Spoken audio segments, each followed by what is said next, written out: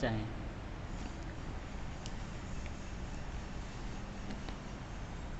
Assalamualaikum warahmatullahi wabarakatuh.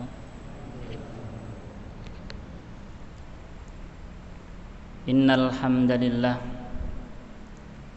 nahmaduhu wa nasta'inuhu wa nastaghfiruh wa na'udzu billahi min syururi anfusina wa min sayyiati a'malina. May yahdihillahu fala mudilla lahu wa may yudlilhu fala hadiya lahu. Asyhadu an la ilaha illallah wahdahu la syarika lah wa asyhadu anna Muhammadan abduhu wa rasuluhu la nabiyya ba'da. Allahumma salli ala Muhammadin wa ala alihi wa ashabihi wa man tabi'ahum bi ihsanin ila yaumil qiyamah. Amma ba'd. Qala Allah Ta'ala fi Kitabihil Karim, a'udzu billahi minasyaitonir rajim. Bismillahirrahmanirrahim. Qul bi fadlillahi wa bidzalika falyafrahu huwa khairum mimma yajma'un. Shadaqallahul adzim. Hadirin jamaah Isya dan insyaallah dilanjutkan dengan jamaah tarawih Masjid Syuhada rahimakumullah. Pertama, mari kita bersama-sama mengucapkan rasa syukur kita kehadirat Allah Subhanahu wa Ta'ala atas karunia-Nya, atas pertolongannya, sehingga pada kesempatan malam hari ini kita diberi kemudahan oleh Allah melaksanakan kewajiban kita, yaitu sholat isya berjamaah. Mudah-mudahan ibadah kita pada malam hari ini dan selama bulan Ramadan Allah menerimanya dan membalas pahala dengan yang berlipat ganda. Amin ya rabbal alamin. Hadirin jamaah rahimakumullah, sesungguhnya menjadi seorang muslim itu adalah suatu kenikmatan, suatu kebaikan, dan juga suatu kebahagiaan tersendiri bagi kita. Bagaimana tidak,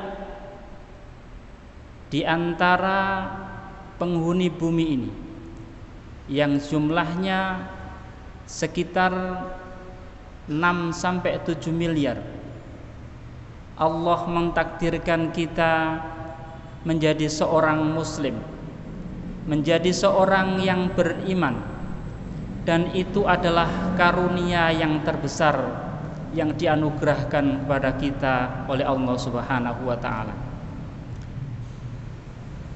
Itulah kenapa setiap dai, setiap khotib, setiap ustadz selalu mengingatkan akan pentingnya rasa syukur kita terhadap nikmat iman dan Islam ini. Karena sejatinya mempunyai kenikmatan iman dan Islam itu lebih mulia, lebih dari segala-galanya dibandingkan kenikmatan-kenikmatan Allah yang lainnya berupa materi. Kita mengingat misalnya Abu Thalib, paman Rasulullah, yang keislamannya sangat ditunggu-tunggu, sangat diharap-harapkan oleh Rasulullah, karena selama kehidupan beliau, paman Nabi Abu Thalib selalu menjadi orang yang paling depan membela beliau. Tetapi Allah takdirkan paman Nabi meninggal tidak dalam keadaan beriman kepada Allah Subhanahu wa Ta'ala. Itu artinya bahwa nikmat iman, nikmat hidayah berupa iman dan Islam itu adalah nikmat yang terbesar yang seharusnya kita syukuri bersama. Hadirin jamaah Jum'ah rahimakumullah, begitu juga sebaliknya, orang yang dalam pandangan kita terkadang tidak memungkinkan mendapatkan hidayah iman itu, tetapi Allah mentakdirkan justru dia mendapatkan hidayah iman dan Islam itu. Kita ingat misalnya sahabat Nabi bernama Ikrimah bin Abu Jahal. Siapa yang tidak kenal dengan tokoh yang bernama Abu Jahal, yang kata Nabi mengatakan Abu Jahal adalah Fir'aunnya umatku. Tetapi Allah mentakdirkan putra beliau Ikrimah menjadi salah satu sahabat Nabi dan punya peran sangat penting dalam kehidupan Islam ini. Sahabat yang lain juga begitu. Ada namanya sahabat Khalid bin Walid. Khalid bin Walid itu adalah putranya Walid al-Mughirah. Bapaknya Khalid bin Walid yang bernama Khalid bin Mughirah ini juga adalah salah satu tokoh Quraisy yang menjadi musuh utama Rasulullah.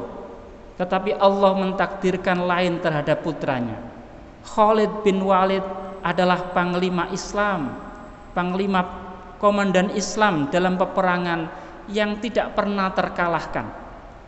Lebih dari 100 peperangan yang dikomandani oleh Khalid bin Walid selalu dimenangkan oleh Khalid bin Walid. Maka itulah hidayah Allah. Allah memberikan hidayah kepada siapa yang dikehendakinya. Innaka la tahdi man ahbabta walakinnallaha yahdi man yasha. Allah mengatakan dalam Al-Qur'an, innaka la tahdi man ahbabta, wahai Muhammad, engkau tidak akan la tahdi, tidak bisa memberikan petunjuk hidayah man ahbabta terhadap orang yang kau kendaki, tetapi walakinnallaha yahdi man yasha. Urusan petunjuk itu adalah mutlak urusan Allah, hak prerogatif Allah Subhanahu wa taala. Dalam surat Al-An'am ayat 125 di juz 8. Barangkali ada yang sudah sampai hafalannya di juz 8. Allah berfirman, A'udzu billahi minasyaitonir rajim. Bismillahirrahmanirrahim. Faman yuridillahu ay yahdiyahu yashrah sadrahu lil Islam. Wa may yurid ay yudillahu yaj'al sadrahu dayyqan harajan ka'annama yas'adu fis sama'. Faman yuridillahu ay yahdiyahu yashrah sadrahu lil Islam. Allah berkata, barang siapa yang dikehendaki Allah mendapatkan petunjuk, mendapatkan taufik berupa hidayah, maka yashrah sadrahu lil Islam.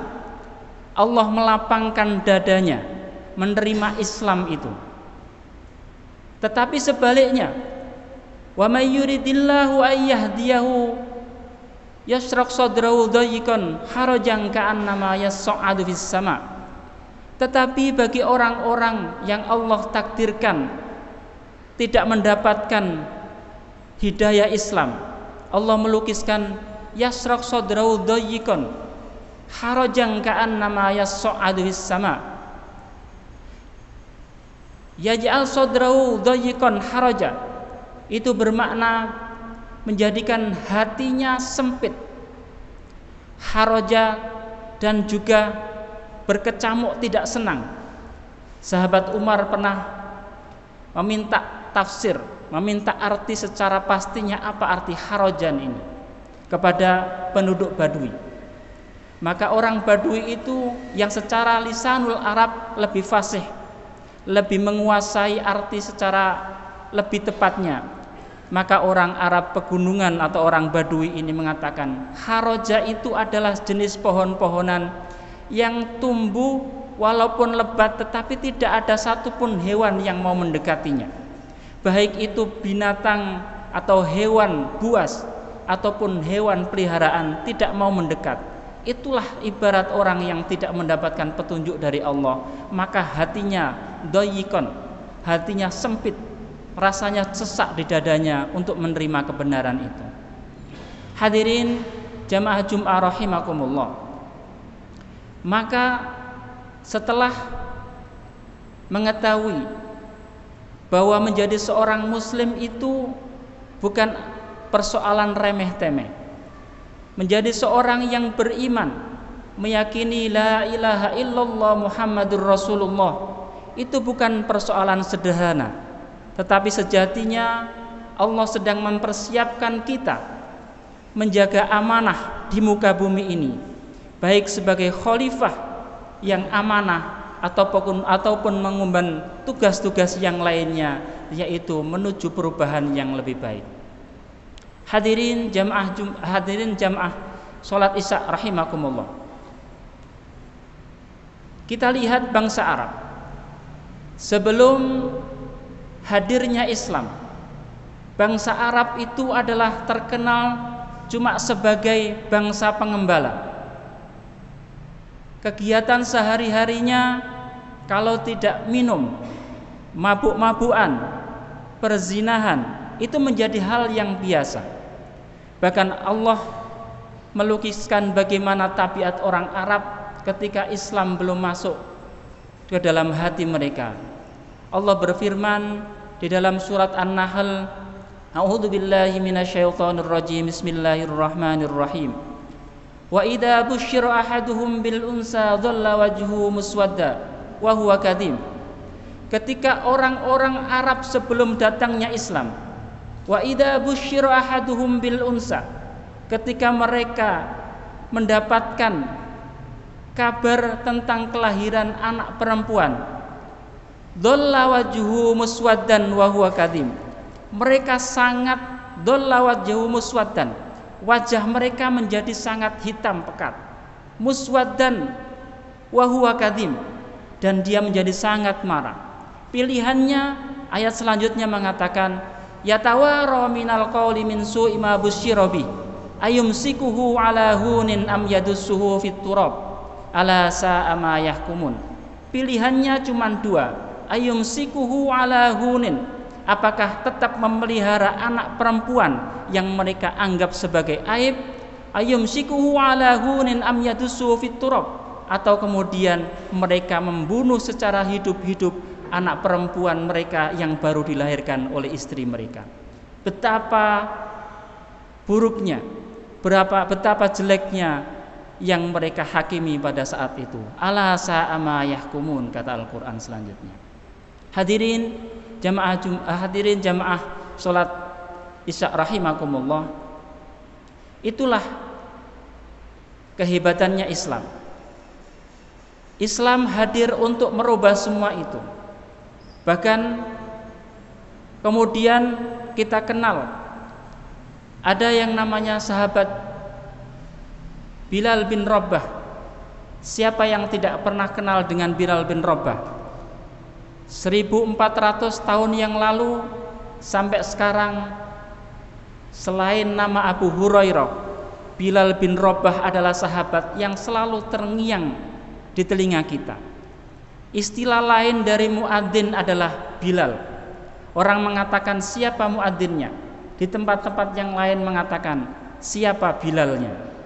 Mengabadikan seorang Bilal yang semula di masa sebelum datangnya Islam adalah seorang budak yang tidak dihargai sama sekali, tetapi dengan hadirnya Islam, seorang Bilal menjadi mulia, menjadi muadzinnya Nabi. Bahkan sampai sekarang kita tetap mengabadikan nama itu di tengah-tengah ketika adzan berkumandang. Bahkan kemudian Rasulullah memuji beliau, memuji sahabat Bilal dengan mengatakan, wahai Bilal, amalan apa yang kau kerjakan sehingga aku mendengar terompahmu, mendengar langkah kakimu, langkah terompahmu, sandalmu sudah berada di surga. Padahal waktu itu Bilal belum mati atau belum wafat. Maka Bilal kemudian mengatakan, saya tidak mempunyai amal apapun wahai Rasulullah, kecuali saya selalu melazimkan wudu. Setiap saya batal wudu, maka saya kemudian wudu kembali dan sholat tohur, sholat suci 2 rakaat. Itu yang saya kerjakan setiap hari. Maka amalan istimewa inilah seorang budak bernama Bilal zaman jahiliyah menjadi orang yang mulia di masa Islam. Hadirin jamaah Masjid Syuhada rahimakumullah, sedikit ini menjadi perenungan bagi kita bahwa pertama, menjadi seorang muslim, menjadi seorang yang beriman itu adalah bukan masalah remeh-temeh, bukan masalah yang sederhana. Itu adalah karunia yang terbesar yang dimiliki kita, yang dikaruniakan Allah kepada kita. Jaga itu sampai meninggal kita. Wala tamutunna illa wa antum muslimun. Jangan kemudian kita mati kecuali tetap memegang teguh keberadaan keislaman dan keimanan kita. Yang kedua, pesan di malam hari ini adalah bahwa menjadi seorang muslim itu pesannya adalah menjadi perubahan, menjaga perubahan menjadi lebih baik. Diibaratkan tadi bagaimana kehidupan jahiliyah sebelum datangnya Islam, kemudian hadir Islam merubah semuanya, memuliakan perempuan, memuliakan anak-anak yang baru lahir. Bahkan Rasulullah mengatakan, siapa yang dikaruniai 3 anak perempuan, dia bisa menjaganya sampai dewasa, menjaganya dari gangguan setan dan juga hal-hal maksiat lain, maka orang tua tersebut dijamin oleh Allah akan masuk surga. Itulah kemuliaan-kemuliaan yang diberikan Islam untuk memuliakan wanita pada kehadiran Islam zamannya. Mudah-mudahan yang singkat ini bermanfaat. Kurang lebihnya kami mohon maaf. Billahi taufiq wal hidayah war ridha wal inayah. Wassalamualaikum warahmatullahi wabarakatuh.